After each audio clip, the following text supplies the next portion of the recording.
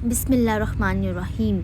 सूरह यासीन की फ़जीलत। मोहम्मद सल्लल्लाहु अलैहि वसल्लम जी ने फ़रमाया, वो सीना कब्रिस्तान की तरह है जिसमें कुरान नहीं है। इसलिए हम सबको कुरान को पढ़ना चाहिए और अपने सीनों में कहीं ना कहीं कुरान की चाहे एक आयत हो, दो आयत हो, तीन हो, चार हो, जितनी हो सके अपने सीनों में महफूज करनी चाहिए, उसे याद कर कर। हुज़ूर सल्लल्लाहु अलैहि वसल्लम जी ने फ़रमाया, ये अपने पढ़ने वालों को दोनों जहान की भलाई अता करती है और दुनिया और आखिरत के दुख को दूर करती है। सूरह यासीन, जो कोई सूरह यासीन की तिलावत करता है। हदीस में आया है, जो शख्स इसको रात को पढ़े उसे उसके गुनाह बख्श दिए जाते हैं। मीन्स उसके जो संगीरा गुनाह है वो माफ़ कर दिए जाते हैं। इसीलिए हमें सूरह यासीन पढ़ने की आदत बनानी चाहिए। संगीरा और कबीरा गुनाह क्या होते हैं? संगीरा गुनाह छोटे गुनाह होते हैं और कबीरा गुनाह बड़े गुनाह होते हैं, जो अल्लाह से तौबा करके ही माफ़ होते हैं।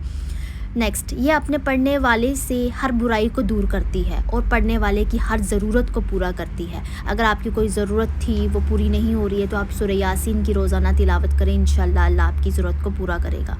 नेक्स्ट, जो कोई अपने माँ बाप की कब्र में जाकर सूरह यासीन पढ़ेगा तो जितने हर्फ सूरह यासीन में हैं इतने गुनाह माँ बाप के माफ़ कर दिए जाएंगे। जो सूरह यासीन पढ़ता है अल्लाह उसके लिए हिदायत के रास्ते खोल देते हैं। हदीस में है, हिदायत अल्लाह के हाथ में है। अल्लाह जिसे चाहता है उसी को हिदायत देता है, सीधा रास्ता दिखाता है। इसीलिए अल्लाह से दुआओं में हिदायत मांगनी चाहिए। अल्लाह से दुआओं में रो रो कर अपने हिदायत की माफ़ी अल्लाह से हिदायत मांगनी चाहिए। और इस सूरत को पढ़ने वाले का नाम शरीफ आया है हदीस में, और क़यामत के दिन इसकी शिफाहत कबीला रबिया के लोगों से ज़्यादा कबूल होगी।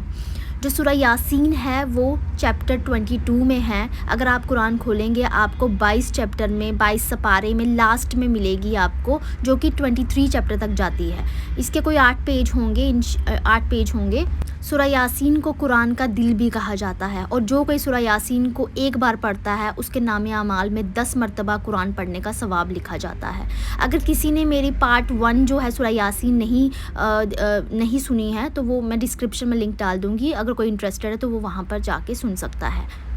कोशिश करें कि आप कुरान से ही सूरह यासीन को पढ़ें, क्योंकि जब हम कुरान को हाथ में लेते हैं तो उसका सुकून और उसको पढ़ने का सवाब अलग ही होता है। नहीं तो अगर आपको नहीं समझ में आ रहा है तो आप जो है ऐप स्टोर में जाकर भी टाइप कर सकते हैं सूरह यासीन इन हिंदी, इन उर्दू, जिस भी लैंग्वेज में आपको चाहिए वहाँ पर सूरह यासीन आ जाएगी PDF फॉर्मेट में। और आप कभी भी उस ऐप को जैसे क्लिक करेंगे तो आप जो है अपनी सूरह यासीन पढ़ सकते हैं। नहीं तो आप स्क्रीनशॉट्स ले लें, अगर किसी के पास नहीं है तो आप यहाँ से भी पढ़ सकते हैं। जज़ाकल्लाहु खैर। अस्सलामु अलैकुम।